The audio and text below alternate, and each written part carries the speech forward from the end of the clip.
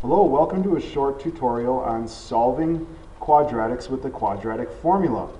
I will be solving this equation at the top, and notice right away that this equation is equal to 0. In order for the quadratic formula to work, you must first get your equation equal to 0. If it is not, make sure you subtract everything from one side and move it over to the other. Now, to begin, we have to identify three numbers. And those three numbers are called A, B, and C. A is the leading coefficient, the number that is next to your x squared term. Now, if there's nothing written there, we assume that that is a 1. B is the number next to your first degree term. That's the regular old x, no square on it. And that is, in this case, a -2. Make sure we carry that operation, the subtraction, we're going to count that as a negative. And then C is the constant term, and that one in this case is -4, and I know my constant term because it's the one without a variable on that, in this case without the x. I'm now going to take the values of A, oops, I accidentally put a little mark on there. I'm going to take the values of A, B, and C and plug them into my quadratic formula. And whenever you do substitution, make sure you're using parentheses. It'll help you make a lot of help you avoid making a lot of mistakes, especially when you're putting it in your calculator.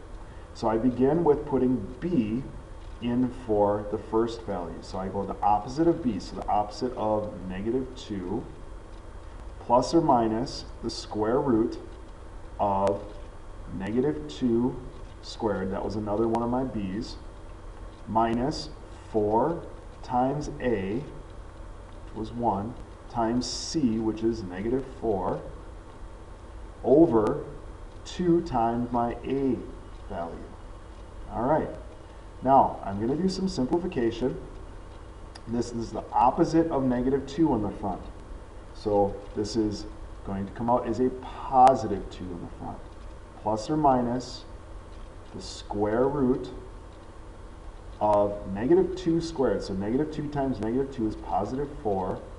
Minus, now here I'm going to have 4 times 1 times -4.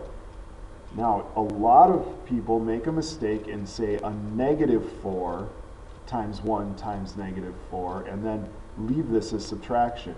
But if we're treating this as subtraction here, this is subtracting a +4.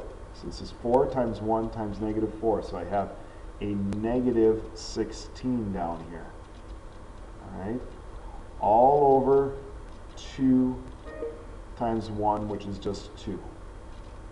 Simplifying things a little bit further, x equals 2 plus or minus the square root, and under the radical I've got 4 minus a -16, which is like 4 plus a +16, so that comes out as 20 over 2. Okay?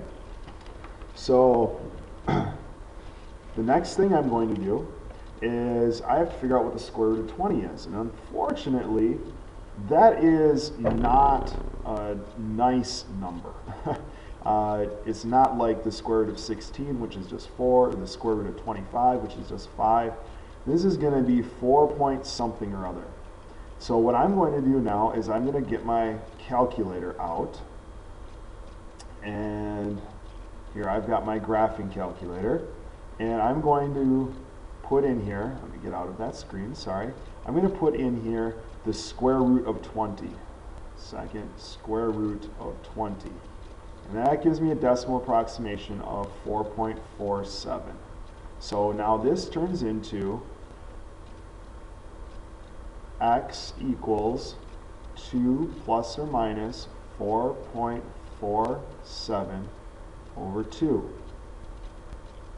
So now what I have, sorry, my writing pad is getting a little glitchy, is x equals 2 plus 4.47 over 2, or 2 minus 4.47 over 2.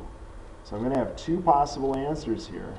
X equals, so I'm going to do this twice in my calculator. So I'm going to have 2 plus 4.47, enter, divided by 2. That comes out as 3.235, or 3.24 is good. 3.24. Or, we do the same thing now with subtraction. 2 minus 4.47, enter, divided by 2, enter, a negative 1.24. Those are my two solutions to this quadratic. All right, now, if your teacher was asking you specifically for exact values of the quadratic, we would just want to simplify this radical as 2 square roots of 5 and leave it as 2 plus or minus 2 square roots of 5 over 2, and then divide out a 2. That's the topic for another video, but this is the approximated decimal values of the solutions of the quadratic. I hope that helps. Good luck.